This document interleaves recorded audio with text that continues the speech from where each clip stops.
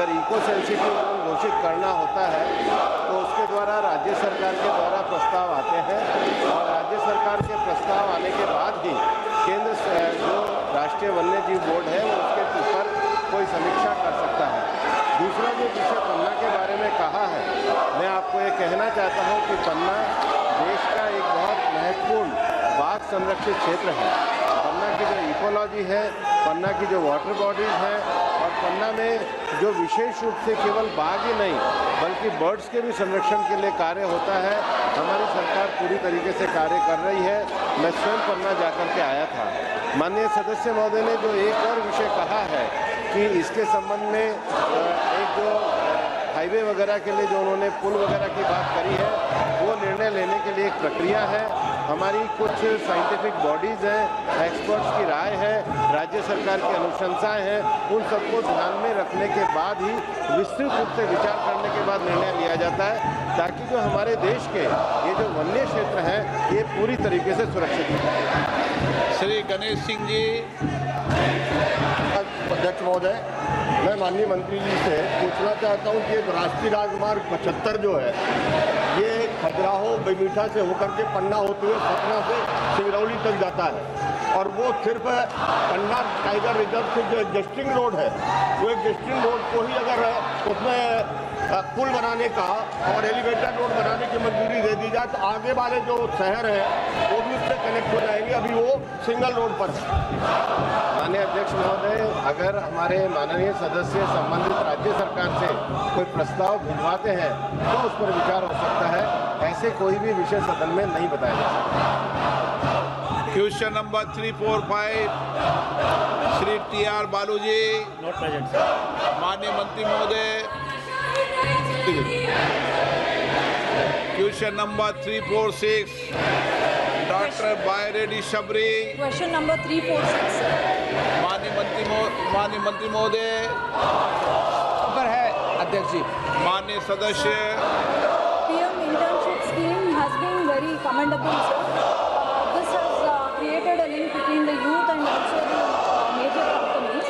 But in round one, when 1.27 lakh opportunities were there and 6 lakhs applications were sent, only 8,000 opportunities were given, sir. This is maybe because of the one-time grant of 6,000 rupees or 5,000, that is the monthly stipend given, is not sufficient, especially in the tier 1 cities, sir. So I would like to ask the minister through you, sir, is there any further financial assistance given or any revised plan? Thank you, sir. आदरणीय अध्यक्ष महोदय, माननीय सदस्य ने इसके जो 5,000 रुपये जो कैंडिडेट्स हैं जो इंटर्नशिप कर रहे हैं उनको देने का प्रावधान सरकार ने किया है। मंथली 5,000 रुपये देने का प्रावधान है और वन टाइम 6,000 रुपये सरकार की तरफ से दिए जाते हैं। इसलिए अभी ऐसा कोई विचार नहीं है कि उनको और आगे इसके विषय में बढ़ाया जाएगा उनके एमोलूमेंट्स को लेकर के, लेकिन ऐसी जो 500 बड़ी कंपनीज हैं जिनमें अगले 4 साल में 1 करोड़ देश के युवा अप्रेंटिसशिप कर सकेंगे, जिसमें रियल लाइफ प्रैक्टिकल एक्सपीरियंस अपनी एजुकेशन कंप्लीट करने के बाद ले पाएंगे, उसमें जो कंपनीज हैं वो अपनी तरफ से भी कुछ उनको अपनी तरफ से भी स्टाइपेंड दे रही है। अभी सरकार की तरफ से ऐसा कोई प्रावधान नहीं।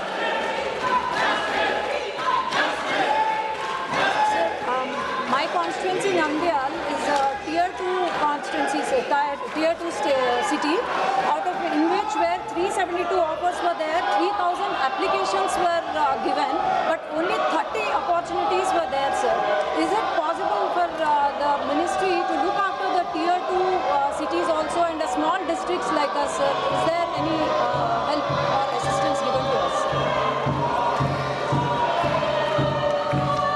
माननीय अध्यक्ष महोदय, जैसा अभी माननीय सदस्य ने कहा, ये कंपनीज के द्वारा निकाली गई अपॉर्चुनिटीज़ होती हैं, उस क्षेत्र में रहने वाले जो स्टूडेंट्स कैंडिडेट्स अप्लाई करते हैं, वहाँ पर क्या अपॉर्चुनिटीज़ वो कंपनीज दे रही हैं और उसमें जो अप्लाई किए हुए कैंडिडेट्स हैं उन कैंडिडेट्स की फिटेबिलिटी बनती है, तभी हो सकता है।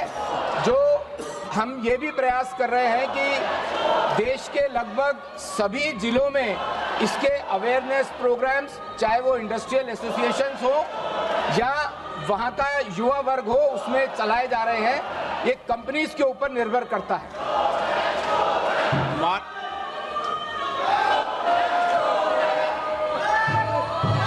मैं आपसे आग्रह करता हूं कि आप अपनी अपनी सीट पर जाके विराजें।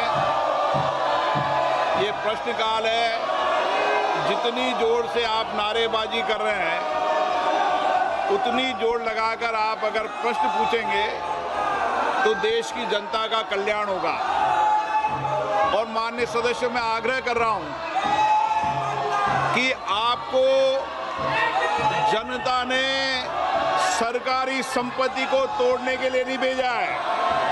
और मैं आपसे आग्रह कर रहा हूं और चेतावनी दे रहा हूं कि किसी भी माननीय सदस्य को ये प्रिविलेज नहीं है कि वह सरकारी संपत्ति को तोड़ने का प्रयास करे। अगर आपने सरकारी संपत्ति को तोड़ने का प्रयास किया तो मुझे कुछ निर्णायक फैसले करने पड़ेंगे और देश की जनता आपको देखेगी। मैं आपको पुनः कह रहा हूं, कई विधानसभाओं के अंदर इस तरह की घटना पर माननीय सदस्यों के खिलाफ कार्रवाई हुई है। मैं आपको फिर चेतावनी देता हूं, सरकारी संपत्ति को तोड़ने का प्रयास आप नहीं करें, यही मेरा आपसे आग्रह है।